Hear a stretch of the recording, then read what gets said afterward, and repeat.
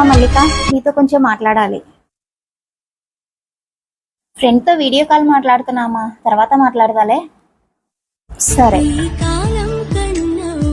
అరే మా అమ్మ ఏదో మాట్లాడాలంటే, పర్లేదులే తర్వాత మాట్లాడతా అమ్మతో. చెప్పు.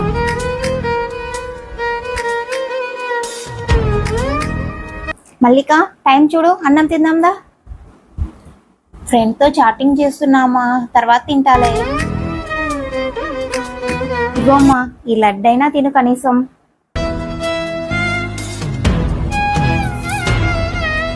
ఫోన్ పక్కకెట్టి కొంచెం తినమ్మా ముందు.